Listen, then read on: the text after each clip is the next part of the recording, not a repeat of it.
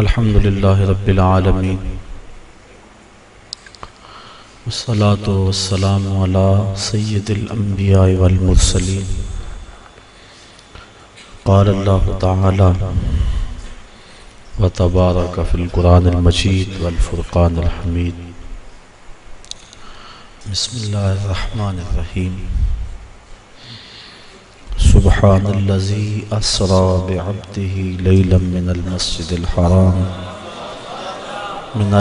الحرام إلى المسجد الأقصى الذي باركنا حوله لنريه من آياتنا إنه هو السميع البصير صدق الله مولانا العظيم وصدق رسوله النبي الكريم الرؤوف الرحيم اللهم نور قلوبنا بالقرآن وزين أخلاقنا بالقرآن وادخلنا الجنة بالقرآن ونجنا من النار بالقرآن قال الله تعالى وتبارك في شان حبيبه مخبرا وآمرا إن الله وملائكته يصلون على النبي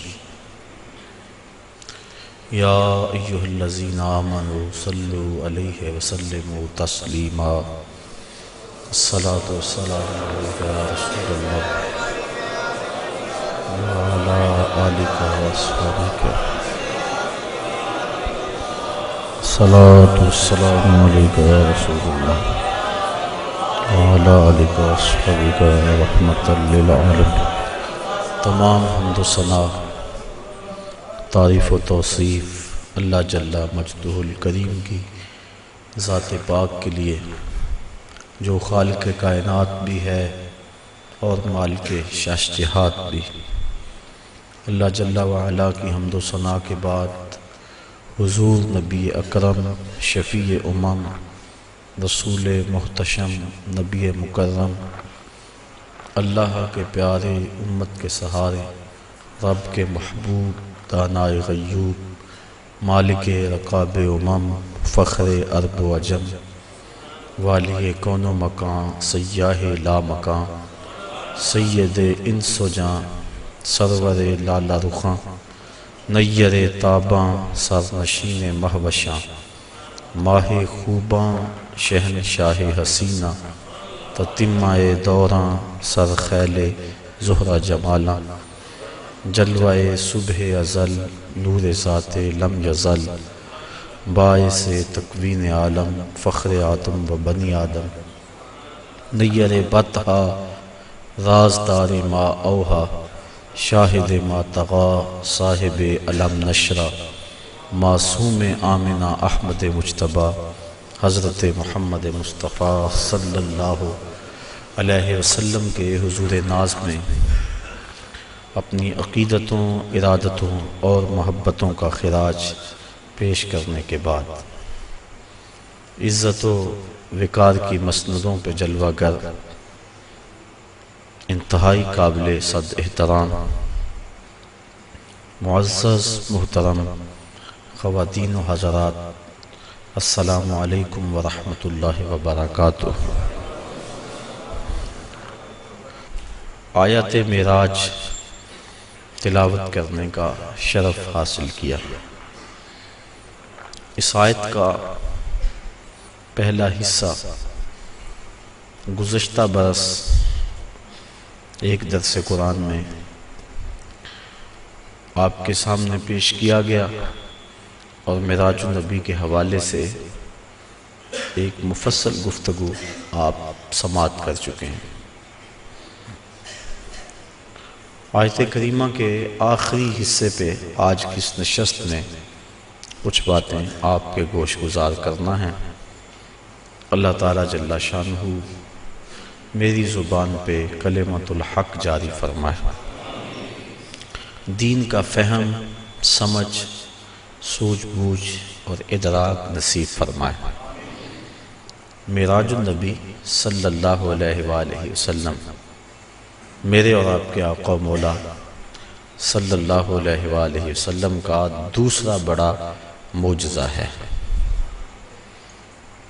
اللہ تعالیٰ نے اپنے محبوب کو ان بلندیوں تک بلایا جہاں کسی کا پہنچنا تو بڑی دور کی بات ہے، کسی کا خیال اور وہم بھی نہیں پہنچ سکتا۔ خرد سے کہہ دو کہ سر جھکا لے، گمان سے گزرے گزرنے والے، یانخ پڑے ہیں خود جہت کو لالے، کوئی کیا بتائے کدھر گئے تھے، سراغ عین و متا کہاں تھا، نشان کیف و الا کہاں تھا، نہ کوئی ساتھی نہ کوئی راہی، نہ سنگ منزل نہ مرحلے تھے، کمان امکان کے جھوٹے نکتوں تم اول و آخر کے پھیر میں ہو، محیط کی چال سے تو پوچھو کدھر کو آئے کدھر گئے تھے۔ مرغ عقل تھک کے گر پڑتا ہے، جن بلندیوں تک حضور پہنچے کسی کا خیال اور وہم بھی نہیں پہنچ سکتا۔ ابو الحسن رفاعی علیہ رحمہ کا وہ قول کئی مرتبہ پیش کر چکا ہوں۔ وہ فرماتے ہیں کہ میں نے روحانی طور پہ پرواز کی حتی ساعت تو فی الفوقانیات، یہاں تک کہ میں بہت اونچا چلا گیا، میری روح پرواز کرتی گئی، ایک عرش آیا اسے عبور کیا، دوسرا عرش آیا اسے عبور کیا، 7 لاکھ عرش عبور کر گیا۔ عرش ایک نہیں ہے، عرش کئی ہیں۔ عالم امکان اور عالم وجوب کے درمیان عرش عالم برزخ ہے۔ جب اللہ تعالیٰ دنیا پر کوئی تجلی ڈالنا چاہتا ہے تو پہلے عرش پہ ڈالتا ہے، اگر ڈائریکٹ آ جائے تو کوئی تاب نہ لا سکے۔ یہی بہتر ہے کہ وہ پردے میں روح پوش رہے، وہ اگر پردہ اٹھا دے تو کسے ہوش رہے۔ کئی عرش ہیں، کہتے ہیں میں 7 لاکھ عرش عبور کر گیا۔ پھر آواز آئی ابو الحسن رفاعی کدھر آ رہے ہو؟ کتاب کا نام ہے النبراس، علامہ عبدالعزیز فرہاروی رحمۃ اللہ تعالی علیہ کی یہ مصنفہ ہے، جو علامہ سعد الدین تفتازانی رحمۃ اللہ تعالی علیہ کی علم کلام پر مشتمل کتاب شرح عقائد نصفیہ کی تشریح ہے، اور یہ وہ کتاب ہے جو تمام مکاتیب فکر کے مدارس میں سبقاً پڑھائی جاتی ہے۔ تو حضرت علامہ عبدالعزیز فرہاروی نے اس واقعہ کو لکھا، اور اس میں کسی فرقے اور گروہ کا اختلاف بھی نہیں ہے کہ روح پرواز کر سکتی ہے۔ کہتے ہیں میں 7 لاکھ عرش عبور کر گیا۔ پھر آواز آئی ابو الحسن رفاعی کدھر آ رہے ہو؟ تو میں نے عرض کی مالک معراج کی رات جس عرش پہ محبوب کے قدم آئے تھے، میں تو اس عرش کی تلاش میں نکلا ہوں، نہ سفر بشرط معال ہے، نہ طلب بقید سوال ہے، فقط ایک سیری ذوق کو میں بھٹک رہا ہوں کہاں کہاں، میرے دل کی یہ خلوتیں کئی بار سج کے اجڑ گئیں، مجھے بارہا یہ گماں ہوا تم آ رہے ہو کشاں کشاں۔ کہا میں تو اس عرش کی تلاش میں ہوں۔ پھر آواز آئی ارجع لا وصول اللہ کا، ابو الحسن رفاعی پلٹ جاؤ، تم کروڑوں سال بھی پرواز کرو لیکن جس عرش کی چھاتی پہ میرے محبوب کے قدم آئے ہیں وہاں تمہارا خیال بھی نہیں پہنچ سکتا۔ کوئی حد ہے ان کے عروج کی، بلغل اولاب کمال، جن بلندیوں تک وہ پہنچے کسی کا تصور بھی نہیں پہنچ سکتا۔ بشر بھی پیچھے رہ گئے، نوری بھی پیچھے۔ نوریوں کا امام سدرہ پہ ہاتھ جوڑ رہا ہے، لو دنو تو ان ملتن لہ ترکتو، اگر میں ایک پورے کے برابر بھی آگے جاؤں تو میرے پر جلتے ہیں۔ کوئی فلک تے رہ یار گیا، کوئی جا سدرہ تے ہار گیا، ایک کالیاں زلفاں والا سی جڑا عرش تو بھی لنگ پار گیا۔ وہاں تک پہنچے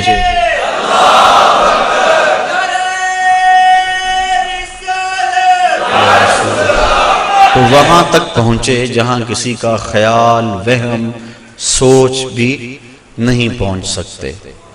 کہا ابو الحسن تم کروڑوں سال بھی پرواز کرو لیکن جس عرش کی چھاتی پہ میرے محبوب کے قدم آئے وہاں تمہارا خیال بھی نہیں جا سکتا۔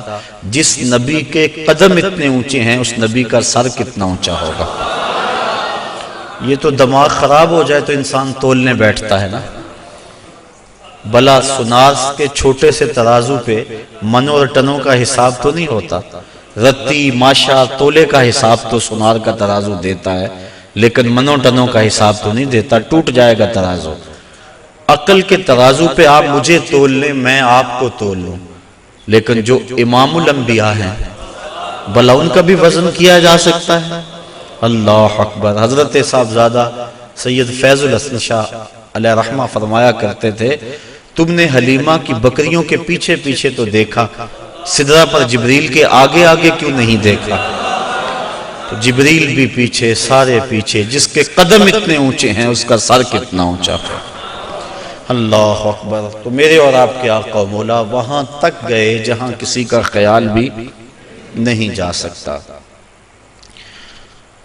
یہ سفر، اور یہ میری زبان سے سفر نکلا، اس کو قرآن نے ویسے سیر کہا ہے، سبحان الذی اسری بعبدہ۔ اس کو قرآن نے سفر نہیں کہا، سیر کہا ہے۔ سفر معراج نہیں، سیر معراج۔ اور آپ جانتے ہیں کہ سفر اور سیر میں کتنا فرق ہے۔ آپ صبح سیر کرنے نکلتے ہیں تو 1 کلومیٹر کا فاصلہ 1 گھنٹے میں طے کرتے ہوں گے، راستے میں ہر منظر پہ رکتے ہوں گے، کہیں پھول کھلا ہے تو طبیعت وہیں مچل گئی، رک گئے، اس کی خوشبو سونگھتے گئے اور اس کی پتیوں کا نظارہ دیکھتے رہے۔ بندہ سیر کرے تو گھنٹے لگتے ہیں، اور اگر آپ سفر کریں تو چند لمحوں میں طے کریں گے۔ یہ معراج میں اتنی جلدی گئے اور پلٹ بھی آئے، بستر بھی گرم تھا، زنجیر بھی ہل رہی تھی، پانی بھی بہ رہا تھا، اور ہو کے آ بھی گئے۔ اتنی تیز گئے اور آئے۔ قرآن نے اس کو سفر نہیں کہا یہ میرے نبی کی ابھی سیر ہے۔ تو میرے نبی کی سیر اتنی تیز ہے، سفر کتنا تیز ہوگا۔ اور میرا خیال ہے اسی پر اگر ہم غور کر لیں، ہم کہتے ہیں جب امتی مشکل میں نبی کو پکارتا ہے تو نبی مدد کو پہنچتے ہیں۔ کہا جاتا ہے کیسے اتنی جلدی آ جاتے ہیں؟ تو ظاہر ہے کہ جب کوئی دکھی پکارے پھر نبی سیر کرتا تو نہیں آتا، پھر تو سفر کرتا آتا ہے۔ اور جس کی سیر اتنی تیز ہے اس کا سفر کتنا تیز ہوگا۔ تو محبوب خدا اتنے سریع رفتار ہیں، اور کہاں تک پہنچے انسان کی عقل تھک جاتی ہے، یہاں تک کسی کا خیال اور تصور بھی نہیں پہنچ سکتا۔ یہ ایک الگ مضمون ہے۔ میں نے آج گفتگو یہ کرنی ہے کہ اللہ تعالیٰ کے عجائب قدرت کی نشانیاں جس لیے اللہ نے اپنے محبوب کو بلایا تھا وہ کیا تھیں، اور اللہ نے اپنے محبوب کو کیا دکھایا۔ سب سے بڑی نشانی اور سب سے بڑی دولت جو محبوب کے دامن میں ڈالی گئی اور حضور کو عطا کی گئی وہ اپنا دیدار تھا۔ سب سے بڑی دولت جو اللہ تعالیٰ نے اپنے محبوب کو عطا فرمائی وہ اپنا دیدار تھا۔ رخ سے پردہ ہٹا دیا اور محبوب کو اپنا جلوہ دکھا دیا۔ اللہ اکبر۔ اعلی حضرت امام اہل محبت امام الشاہ احمد رضا خان فاضل بریلوی علیہ رحمہ فرماتے ہیں، اور غیب بلا تم سے کیا نہاں ہو، جب خدا ہی تم سے نہ چھپا تم پہ کروڑوں درود۔ اب اس میں بھی اختلاف ہے کہ کیا دیدار الہی حضور نے معراج کی رات کیا تھا یا نہیں کیا تھا۔ بعض لوگوں کا موقف یہ ہے کہ حضور گئے تھے اور سدرۃ المنتہا کے پاس جبریل امین کو دیکھ کر آ گئے تھے، اللہ تعالیٰ کا دیدار نصیب نہیں ہوا۔ اگر یہ بات ہے تو پھر معراج موسیٰ علیہ السلام اور معراج مصطفیٰ میں فرق کیا ہوا کہ انہوں نے بھی نہ دیکھا اور یہ بھی نہ دیکھ سکے؟ اور جبریل کو اگر دیکھنے گئے تھے، جبریل تو 26,000 مرتبہ حضور کی چوکھٹ پہ آیا تھا۔ تو پھر حضور علیہ السلام وہاں گئے۔ اللہ تعالیٰ نے سورہ نجم کے اندر بیان فرمایا کہ ما کذب الفؤاد ما رأى، ما کذب الفؤاد ما رأى، جو آنکھ نے دیکھا دل نے اس کی تکذیب نہیں کی بلکہ تصدیق کر دی۔ تصدیق کون کرتا ہے؟ ایک شخص اچانک یہاں نظر آئے اور میں گمان کروں کہ یہ فلاں شخص ہے، تو میں آپ سے پوچھوں جناب یہ وہی ہے؟ تو جس نے اسے دیکھا ہوگا، جو اسے پہچانتا ہوگا، وہی کہے گا نا جناب ہاں یہ وہی ہے۔ اور جس نے میری طرح پہلی مرتبہ دیکھا ہے وہ تصدیق تو نہیں کر سکتا۔ تصدیق تو وہ کرتا ہے جس نے پہلے دیکھا ہو۔ اب اللہ قرآن میں کہتا ہے ما کذب الفؤاد ما رأى، جو آنکھ نے دیکھا دل نے اس کی تائید کی. آنکھ نے دل سے پوچھا یہ وہی ہے؟ تو دل نے کہا ہاں وہی ہے جو درد بن کے رہتا تھا. تو معلوم ہوا کہ قلب مصطفیٰ پہلے دیکھ چکا تھا، آنکھ نے آج دیکھا تھا. تو جس کو دل نے دیکھا ہو جب آنکھ اسے دیکھ لے تو اسے معراج کہتے ہیں. تو باقی رہا بات دل کے دیکھنے کا. امام عبد الوہاب شعرانی علیہ رحمہ آپ فرماتے ہیں کہ حضور علیہ السلام کو 34 مرتبہ معراج ہوا ہے. 33 مرتبہ حضور کو قلبی اور روحانی معراج ہوا ہے اور 1 مرتبہ سر کی آنکھوں سے اپنے رب کو دیکھا ہے. تو دل تو پہلے بھی جلوے پا چکا تھا، دل کو پہلے بھی انوار کی دولت ملی تھی، اور آنکھ نے آج پہلی بار دیکھا تھا. تو جو دل میں ہو جب سامنے آ جائے تو اسے معراج کہتے ہیں. تو ما کذب الفؤاد ما رأى، آنکھ نے جو دیکھا پھر دل نے اس کی تائید کر دی، تصدیق کر دی، تردید نہیں کی. اس پر علماء کی ابحاث ہیں، گفتگو ہے. حضرت امام احمد بن حنبل سے کسی نے پوچھا کیا لیلۃ المعراج کو محبوب علیہ السلام نے اپنے رب کو دیکھا؟ آپ نے فرمایا رآہ رآہ رآہ حتی انقطع نفسہ. آپ نے فرمایا ہاں دیکھا. اتنی بار یہ لفظ کہے کہ آپ کی سانس ٹوٹ گئی. کہا وہ گئے دیکھنے تھے اور دیکھ کر آئے تھے. اور اللہ تعالیٰ جل شانہ نے سورہ نجم کے اندر اس بات کو بڑی تفصیل کے ساتھ بیان فرما دیا کہ ارشاد فرمایا ما کذب الفؤاد ما رأى، جو آنکھ نے دیکھا دل نے اس کی تصدیق کی. افتمارونہ علی ما یری، تو کیا تم ان سے ان کے دیکھے ہوئے پر جھگڑتے ہو، تم بحث کرتے ہو ان کے دیکھے ہوئے پہ. آگے سنیے ذرا قرآن نے کیا کہا. وَلَقَدْ رَآهُ نَزْلَةً أُخْرَى. اچھا پھر سنو، اس نے 1 بار نہیں 2 بار دیکھا. تم ان کے دیکھے پہ جھگڑتے ہو کہ دیکھا کہ نہیں دیکھا. افتمارونہ، کیا تم ان سے بحث کرتے ہو الا اس بات پر ما یری، انہوں نے جو دیکھا. کہا وَلَقَدْ رَآهُ نَزْلَةً أُخْرَى، تو انہوں نے 2 مرتبہ دیکھا. اللہ اکبر. اور پھر آگے چل کے ارشاد فرمایا ما زاغ البصر وما طغى، اور ایسا دیکھا کہ آنکھ بھی نہیں جھپکی. آنکھ بھی نہیں جھپکی، نہ آنکھ جھپکی نہ حد سے بڑی.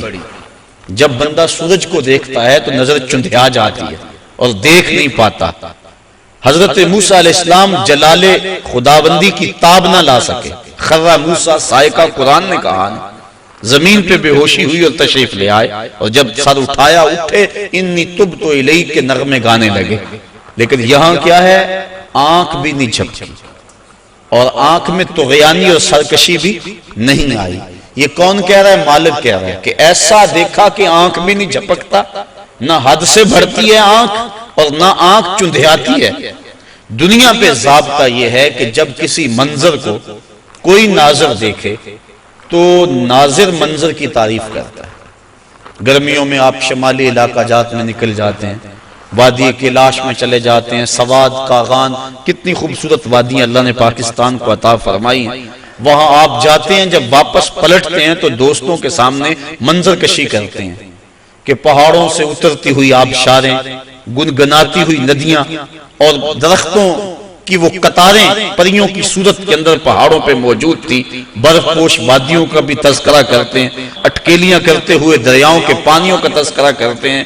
آپ پلٹ کے آ کے منظر نگاری کرتے ہیں کہ حد ہو گئی، کیسا حسن تھا.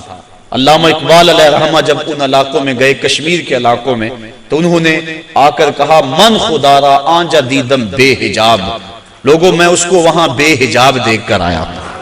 اللہ اکبر. تو وہ کیسا منظر ہے، بندہ دیکھتا ہے تو دیکھنے والا منظر نگاری کرتا ہے. لیکن دنیا کا ضابطہ یہاں یہی رہا ہے کہ ناظر منظر کی تعریف کرتا ہے، واہ واہ کیسا منظر تھا. نظر کہتی ہے واہ واہ کیسا منظر تھا. لیکن پہلی مرتبہ ایسا ہوا جب نگاہ مصطفیٰ نے جمال خدا کو دیکھا تو منظر پکار اٹھا ما زاغ البصر وما طغى، واہ واہ کیسی آنکھ ہے، نہ بھٹکتی ہے نہ بہکتی. اللہ اکبر. تو منظر نے پہلی مرتبہ نظر کی تعریف فرمائی. تو تو ایسا دیکھا کہ ایسا کسی نے نہیں دیکھا ہوگا جیسا مصطفیٰ نے دیکھا۔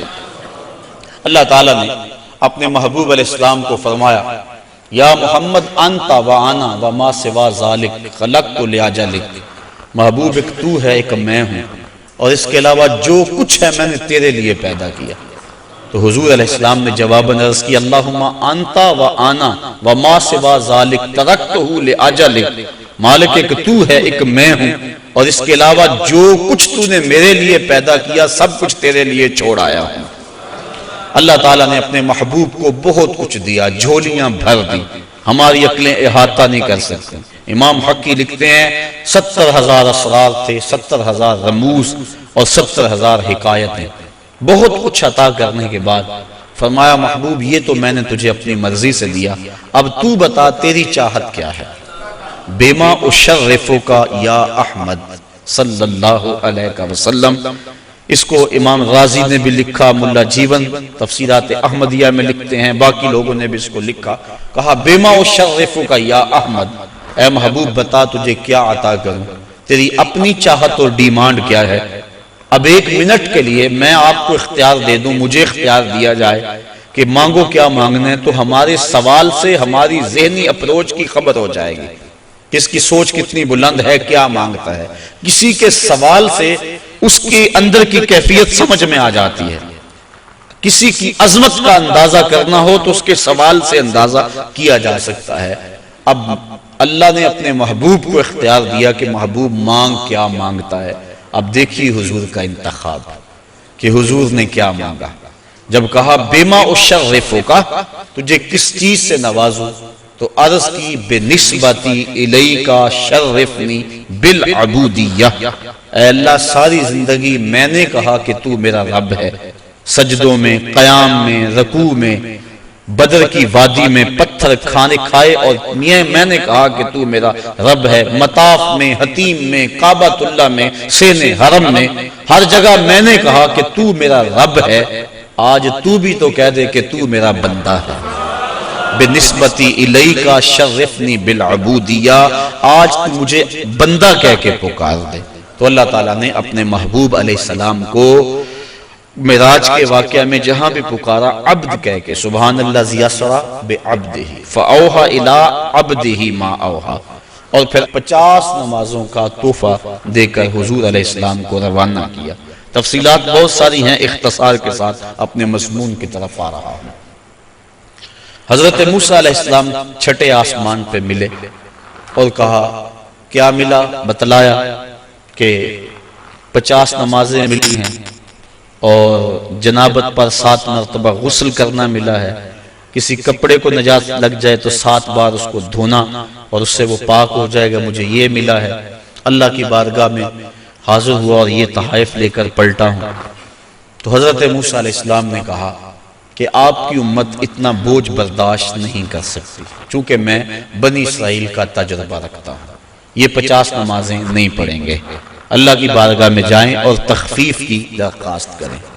حضور علیہ السلام حاضر ہوئے، تخفیف کی درخواست کی، 5 نمازیں معاف ہوئی، باقی 45 رہ گئی، اس طرح باقی معاملات میں بھی تخفیف ہوئی۔ پھر آئے، انہوں نے پھر کہا، پھر گئے، پھر آئے، حتیٰ کہ اللہ حاضر قیاس 5 نمازیں رہ گئیں۔ حضرت موسیٰ علیہ السلام نے عرض کی کہ حضور ایک مرتبہ اور جائیے۔ فرمایا مجھے اب اپنے رب سے حیا آتی، چونکہ عادت باری تعالیٰ یہ تھی کہ ہر بار 5 نمازیں معاف ہوتی تھی، اب رہ ہی 5 گئی تھی، اب جاتے تو اللہ یہ بھی رخصت دے دیتا، جو 50 سے 5 کر سکتا ہے وہ 5 میں بھی تخفیف فرما سکتا تھا، لیکن کہا اب مجھے اپنے رب سے حیا آتی ہے۔ اب اس پر 2-3 باتیں، ایک یہ کہ اللہ کے علم میں بلا نہیں تھا کہ بالآخر 5 نمازیں رہ جانی، پتا تھا نا اللہ کو بالآخر 5 رہ جانی، تو اللہ دیتا ہی 5، پہلے 50 دی، پھر گئے، پھر 5 معاف کی، پھر گئے، حتیٰ کہ 9 مرتبہ جانا ہوا اور پھر 5 رہ گئی۔ اللہ تعالیٰ کا علم بڑا وسیع ہے اور اللہ تعالیٰ کا علم قدیم ہے اور حادث نہیں، تو اس کو پتا تھا کہ بالآخر 5 نمازیں رہ جانی ہیں، وہ عطا ہی 5 کرتا، لیکن اگر وہ 5 دیتا لوگوں کو عظمت مصطفیٰ کا علم کیسے ہوتا۔ اللہ کے ہاں جو محبوب علیہ السلام کی محبوبیت ہے اس کا پتہ کیسے چلتا؟ اور دوسری بات، لا تبدیل لکلمات اللہ، اللہ کی باتیں تبدیل، اور یہاں بظاہر 9 مرتبہ تبدیلی آئی ہے۔ کتنی مرتبہ؟ تو اللہ تو فرماتے میری باتیں تبدیل نہیں ہوتی، یہاں 9 مرتبہ تبدیلی آئی۔ تو اللہ تعالیٰ نے دوسرا ضابطہ دے دیا، من جاء بالحسنۃ فلہ عشر امثالھا، جو ایک نیکی کرے 10 کا ثواب دوں گا۔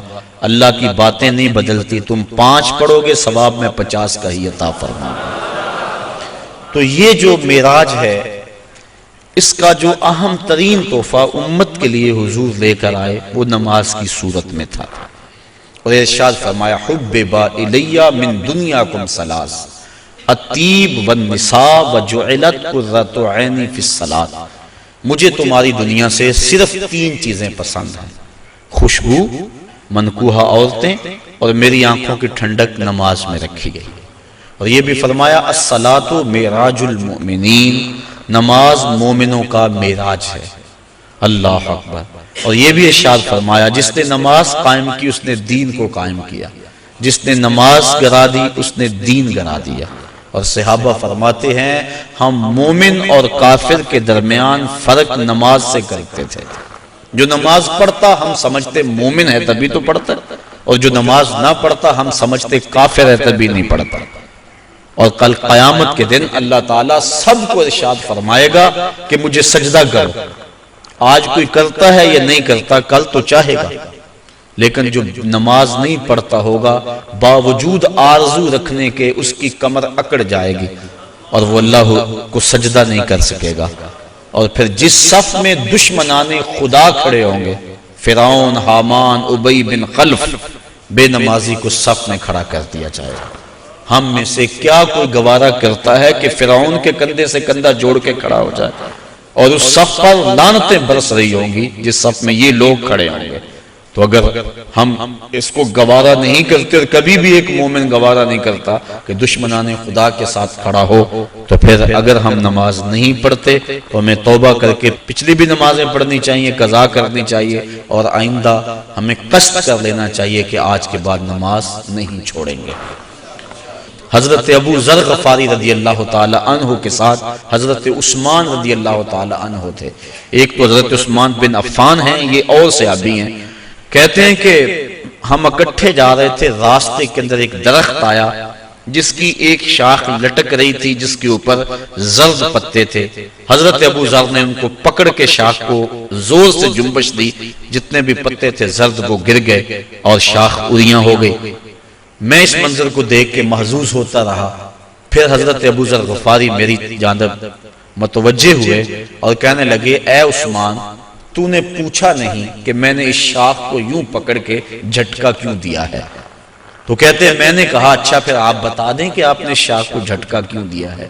کہا ایک دن میں حضور کے ساتھ جا رہا تھا، راستے میں ایسا ہی ایک درخت آیا اور اس کی شاخ تھی جس پہ زرد پتے تھے، آقا کریم نے اس کو پکڑ کے جنبش دی، پتے یوں ہی جھڑ گئے۔ میں اس منظر کو دیکھ رہا تھا، آقا کریم نے میری طرف دیکھ کر کہا ابو ذر تو نے پوچھا نہیں میں نے شاخ کو جنبش کیوں دی ہے؟ تو میں نے یوں عرض کی حضور آپ بتا دیں کہ آپ نے کیوں جنبش دی؟ تو کہا اے ابو ذر جس طرح میں نے شاخ کو جنبش دی اور سارے پتے جھڑ گئے، اس طرح جب کوئی بندہ نماز کے لیے کھڑا ہو جاتا ہے سارے گناہ جھڑ جاتے ہیں۔ آقا کریم علیہ السلام نے معراج کی رات جو خاص چیزیں دیکھیں اور امت کو بیان فرمائیں، لِنُرِيَهُ مِنْ آیاتنا، اور معراج کا مقصد تھا محبوب کو بہت کچھ دکھلانا، سب سے بڑی دولت اپنا دیدار اور بہت کچھ۔ جنت دوزخ کا جو ہے حضور نے مشاہدہ کیا تو حضور نے کچھ لوگوں کو دیکھا کہ ان کے سر پتھر کے ساتھ کچلے جا رہے تھے، اور پھر اس کے بعد پھر وہ ٹھیک ہو جاتے، پھر دوبارہ ان کو کچلا جاتا۔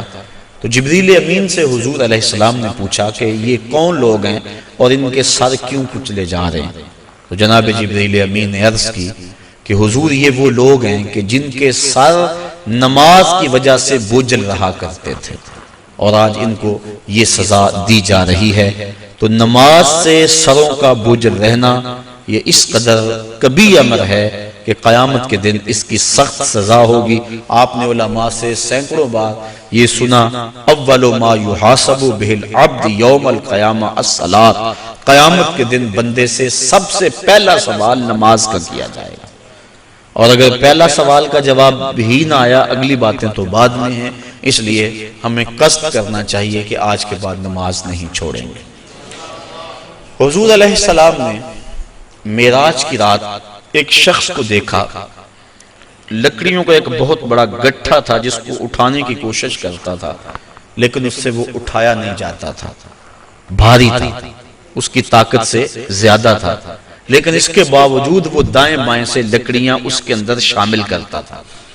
پوچھا کہ یہ کون شخص ہے؟ اس کا جو گٹھا ہے لکڑیوں کا وہ پہلے بڑا بھاری ہے، اور مزید وہ لکڑیاں دائیں بائیں سے لے کر اس کے اندر شامل کر کے اس کو مزید وزنی کرتا چلا جا رہا ہے۔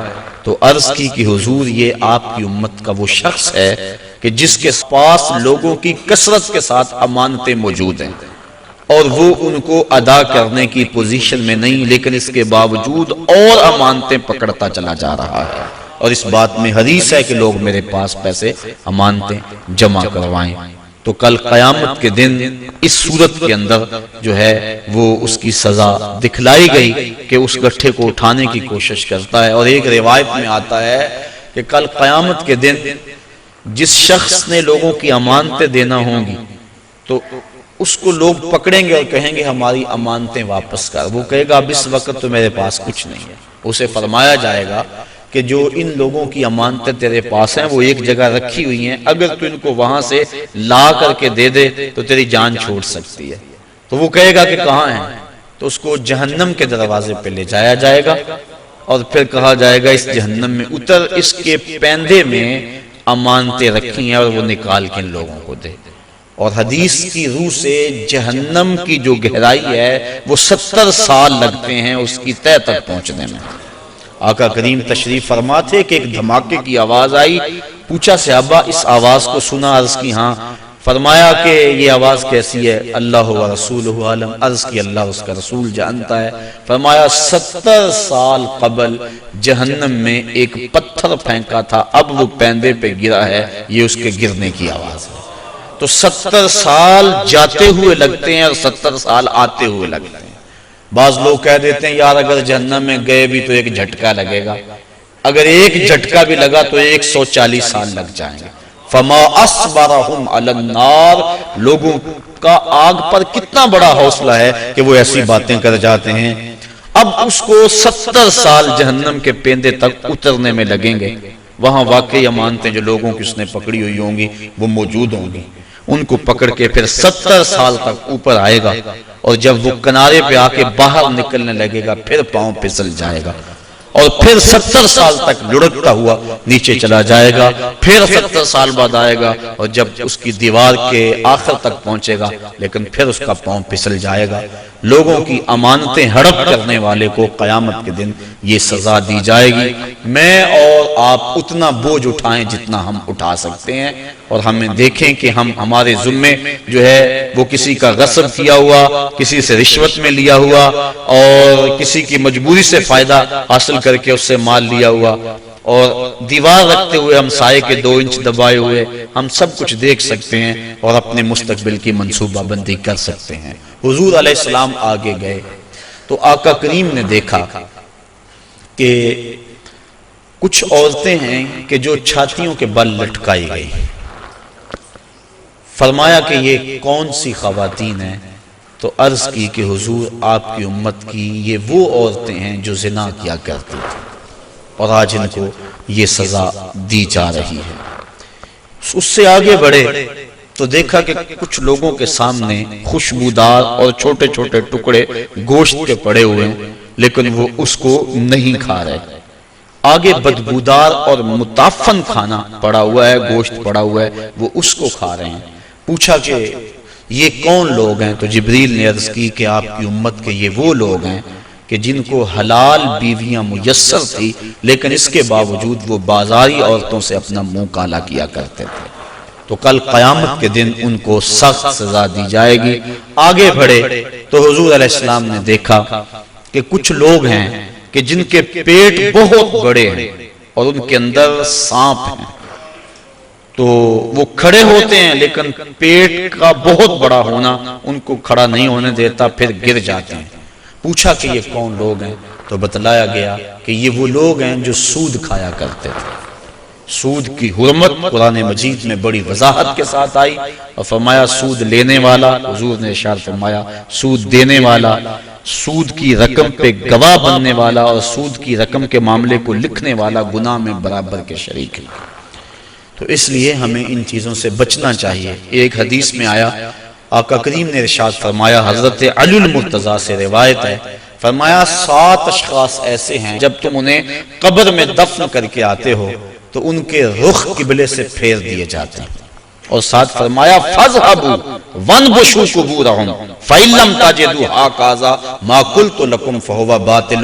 کہا جاؤ جا کے قبریں اکھیڑ کے دیکھ لو، اگر ایسا نہ پاؤ جیسا میں کہہ رہا ہوں تو آ کے کہہ دینا کہ غلط کہا تھا۔ عرض کی قیلا من ہم یا رسول اللہ صلی اللہ علیہ وسلم، عرض کی حضور یہ کون لوگ ہیں کہ جن کے رخ قبر میں قبلے سے پھیر دیے جاتے ہیں؟ تو حضور نے ارشاد فرمایا شارب الخمر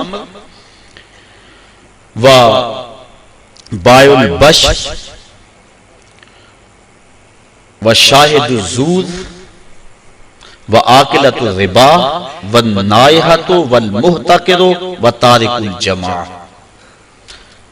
7 اشخاص گنوائے۔ پہلا شارب الخمر، شراب پینے والا۔ ایک روایت کے لفظ ہیں کہ شراب اپنے لیے بنانے والا، کسی اور کے لیے بنانے والا، شراب پینے والا، شراب پلانے والا، شراب بیچنے والا، شراب خریدنے والا، اور جس کے لیے شراب خریدی ہے، شراب کو ڈھونے والا، دوسری جگہ منتقل کرنے والا، ہمارا سب پر اللہ کے رسول نے لعنت بھیجی۔ تو یہ ایسا برا فعل ہے۔ ایک روایت کے لفظ میں نے پڑھے کہ شارب الخمر کعابد الوثن، شراب پینے والا بت پوجنے والے کی طرح۔ ہمارے معاشرے میں شراب نوشی سرایت کر گئی ہے، اور اب تو بعض طبقوں کے اندر یہ برا بھی نہیں سمجھا جاتا، جبکہ حلال سمجھ کے پینا تو کفر ہے، اور اس کو حرام سمجھتے ہوئے اس کی حرمت کے قائل ہونے کے باوجود پینا یہ گناہ کبیرہ ہے، اور منع فرمایا گیا سختی کے ساتھ۔ ارشاد فرمایا ایک تو ویسے بھی شرابی جب مرتا ہے اسے مرتے ہوئے کلمہ نصیب نہیں ہوتا، اور دوسرا یہ روایت جو میں نے آپ کے سامنے رکھی کہ اس کا قبلے سے رخ پھیر دیا جائے گا۔ اور اب یہ بھی میڈیا پہ بیٹھ کے ہمارے روشن خیال حکمرانوں کی ایما پر لوگ کہہ رہے ہیں کہ صرف خمر حرام ہے، باقی جو چیزوں سے کشید کی گئی چیزیں ہیں وہ حرام نہیں ہے، جبکہ میرے اور آپ کے آقا و مولا صلی اللہ علیہ وآلہ وسلم نے واضح طور پہ فرمایا ہر وہ چیز جو نشہ لاتی ہے وہ شراب ہے، اور ہر شراب خمر حرام ہے۔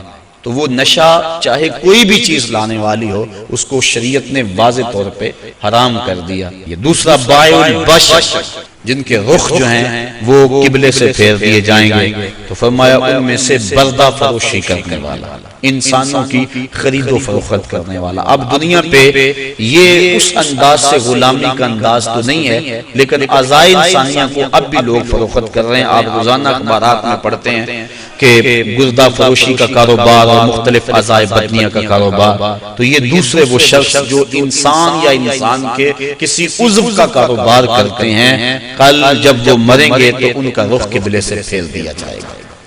تیسرا ارشاد فرمایا وَشَاهِدُ الزُّورِ، اور جھوٹی گواہی دینے والا۔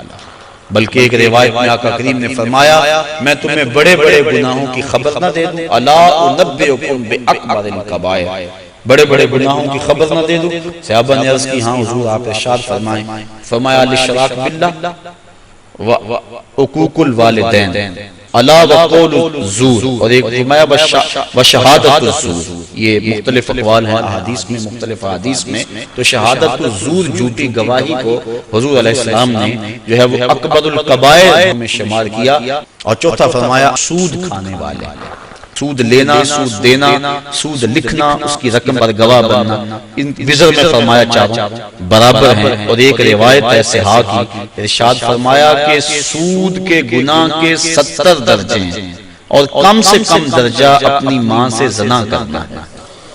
اب میں اور آپ دیکھیں اور اپنی زندگی کی راہ کو درست کریں۔